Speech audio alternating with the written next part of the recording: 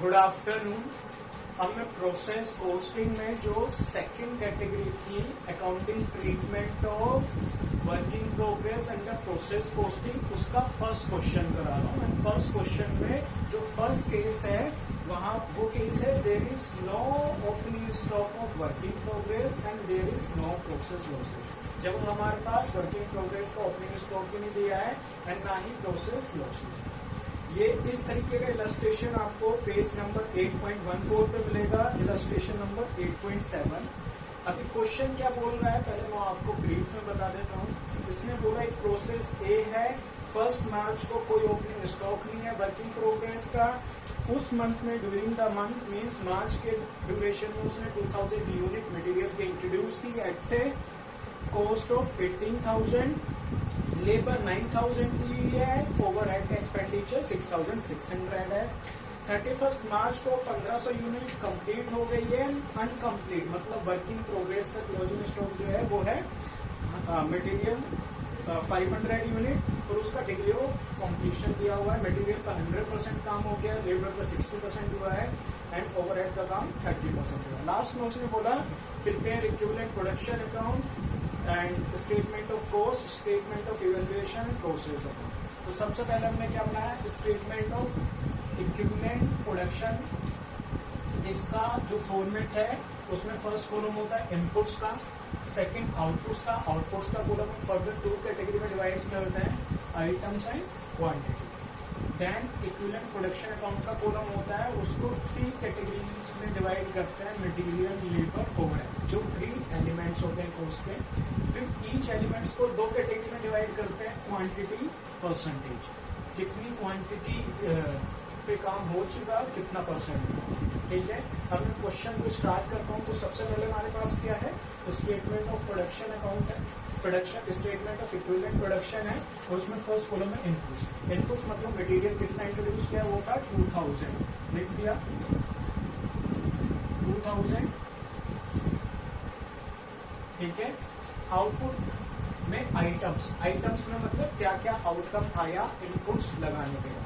तो इसमें 2 आउटकम आए, एक फिनिश गुड्स एंड दूसरा वर्किंग प्रोग्रेस। लॉसेस भी हो सकता था पर लॉसेस दिया, तो क्या आएगा यहाँ पे, फिनिश गुड्स एंड WIP।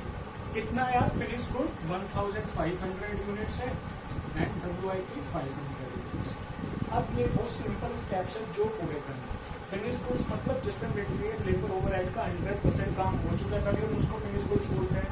तो सबसे पहले मैंने क्या लिखा, 100% मटेरियल का जो परसेंटेज है उसके नीचे और उस पर 100% काम हो चुका है, तो मतलब 1500 यूनिट पे मटेरियल का काम हो चुका है।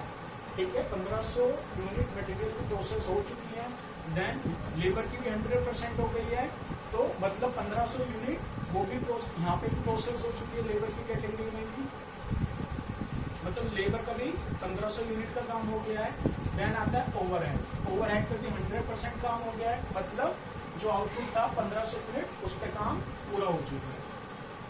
ठीक है, अब आता है वर्किंग प्रोग्रेस में उसने बोला मटेरियल का तो 100% काम हो गया है, मतलब जो 500 यूनिट था WIP का उसका 100% मटेरियल का तो काम हो गया, तो यहाँ पे क्या आ गया 500 ही आ गया।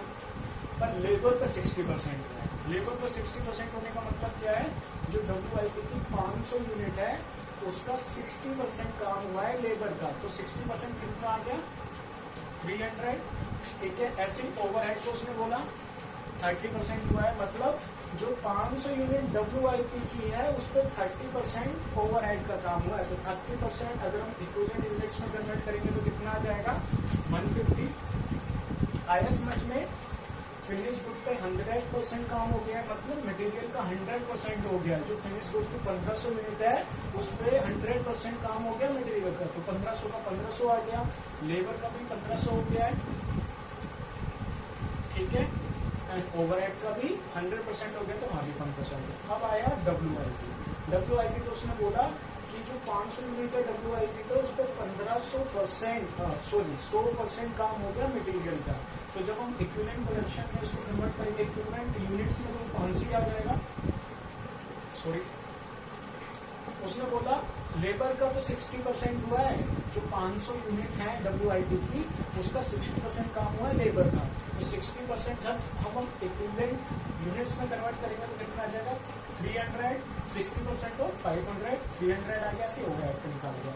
अब क्वांटिटीज का टोटल कर लो, टोटल इनपुट कितना था 2000, आउटपुट 2000, 1500, 500, इसका टोटल मतलब मटेरियल की क्वांटिटी कितनी आ गई 2000, लेबर में कितना आ गया 1500, 300, 1800 एंड ओवरहेड में 1650, 1600। यहाँ तक क्लियर है। देन आके statement of cost. Statement of cost में फर्स्ट कॉलम होता है एलिमेंट्स ऑफ कॉस्ट, कॉस्ट के जो एलिमेंट्स होते हैं, तो मटेरियल लेबर ओवरहेड ही होता है। देन कॉस्ट, उनकी क्या कॉस्ट है। नेक्स्ट कॉलम होता है इक्विवेलेंट प्रोडक्शन यूनिट्स, मतलब ये जो टोटल आया है। देन होता है cost per unit, cost per unit आता है जो कॉस्ट को डिवाइड कर देते हैं इक्विवेलेंट यूनिट्स, ठीक है। तो मटेरियल की कॉस्ट कितनी थी, क्वेश्चन में दिया हुआ 18,000, सीधा सीधा लिख दिया, ठीक है। लेबर की कितनी है 9,000 एंड ओवरहेड की 6,600, ठीक है। इक्विवेलेंट प्रोडक्शन कितना है, मटेरियल कितना है इक्विवेलेंट प्रोडक्शन में, इक्विवेलेंट यूनिट्स में 2000 यूनिट, लेबर कितना है 1800 एंड ओवरहेड कितना है 1650। अब जो कॉस्ट है मटेरियल की उसको डिवाइड कर देंगे जो मटेरियल की यूनिट्स है, तो पर यूनिट प्राइस आ जाएगा मटेरियल का, वो कितना आया 9। लेबर का जो कॉस्ट है 9000, उसकी यूनिट से डिवाइड कर देंगे, वो कितना प्राइस आएगा 9000 डिवाइड बाय 1805 एंड ओवरहेड का जो कॉस्ट है 6600, उसको डिवाइड कर देंगे उसके यूनिट से, वो यूनिट से 1650 आ गया 4, टोटल हो गया 80। मतलब एक फिनिश गुड्स को बनाने की जो टोटल कॉस्ट होगी वो कितनी होगी 80। Material 9 per unit, labour 5 per unit, overhead 4 per unit. इधर भी टोटल कर दो, करना है 18, 27, 33, ठीक है।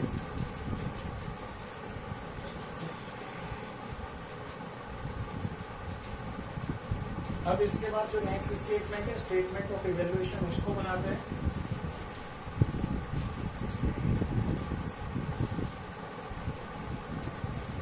नेक्स्ट स्टेटमेंट है statement of evaluation. Statement of evaluation का हम यूज करते हैं जो भी आउटकम आया है उसकी वैल्यूएशन फाइंड आउट करनी है।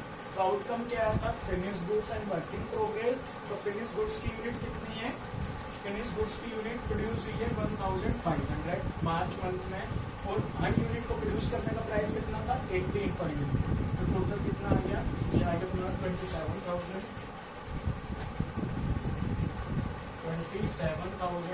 अब निकालना है WIP का कितना कॉस्ट होगा। WIP का हर एलिमेंट्स को मैंने सेपरेटली लिया है क्योंकि हर एलिमेंट्स की डिग्री ऑफ कंप्लीशन वेरी करती है, डिफरेंट है, तो इस वजह से इनकी क्वांटिटी भी क्या आएगी अलग अलग है।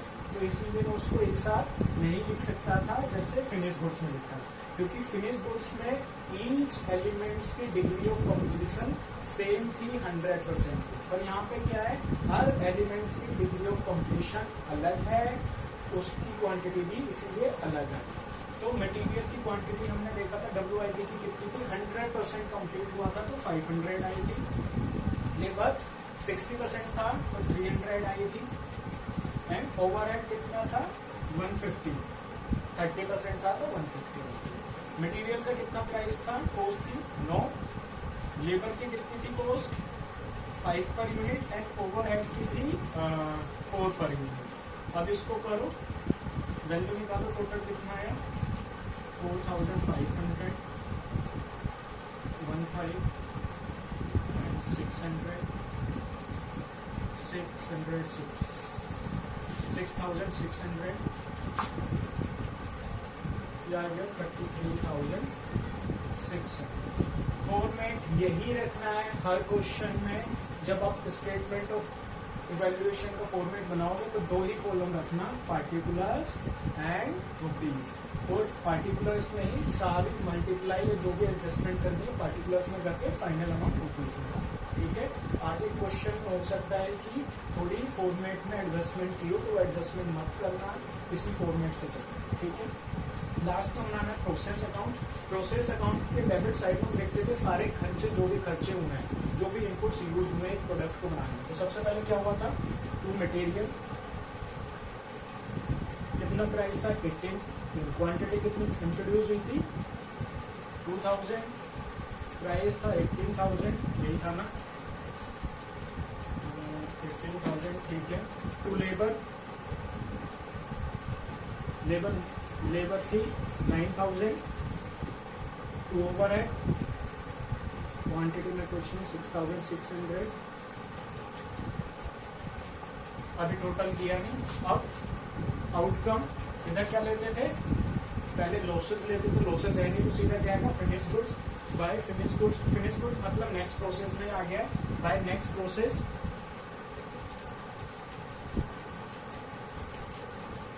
फिनिश गुड्स जो था वो नेक्स्ट प्रोसेस में ट्रांसफर होना था, तो सीधा लिख दिया बाय नेक्स्ट प्रोसेस अकाउंट, ठीक है। कितनी यूनिट्स 1,500 यूनिट्स, कितना प्राइस 27,000, ये जो आएगा, ठीक है। And next by balance CD, वो क्या है WIP की वैल्यू, ठीक है। यहाँ क्या आ गया 33,600, 2,000 यूनिट का 2,000 यूनिट्स एंड 33,600, इसका टोटल क्या 33,600 आया, ठीक है। एंड आउटपुट कितना आया, फिनिश गुड 27,000, बैलेंस क्या बचा WIP वो कितना है 6,600, ठीक है। आ गया समझ में, इसमें कुछ प्रॉब्लम नहीं होनी चाहिए। स्टेटमेंट ऑफ इवैल्यूएशन में वैल्यूएशन निकालते हैं, जो भी आपका आउटकम या आउटपुट के आइटम्स होते हैं उनका वैल्यूएशन निकालने के बाद उस साइड जो उनकी वैल्यू होती है वो क्रेडिट साइड में आ जाती है, और जो हमारे खर्चे होते हैं डेबिट साइड में आ जाते हैं। दोनों का टोटल सेम होना चाहिए। अगर लॉसेज होगा तो टोटल थोड़ा जो डिफरेंस होगा वो नॉर्मल लॉस का होगा। यहाँ पे 33,600 है, तो अगर नॉर्मल लॉस होता तो ये टोटल और इस टोटल में थोड़ा डिफरेंस होता, वो जब क्वेश्चन में होते समझना, ठीक है। अभी के लिए क्या था, जो फिनिश गुड्स की वैल्यू थी WIP की थी, वो उन्होंने स्टेटमेंट ऑफ इवैल्यूएशन से उठाई और प्रोसेस के क्रेडिट साइड में डाल दी, और जो भी खर्चे दिए थे वो डेबिट साइड में डाल दिए, टोटल किया, टोटल इक्वल आ गया, क्वेश्चन बोर्ड। कोई डाउट होगा तो पूछिए, ठीक है।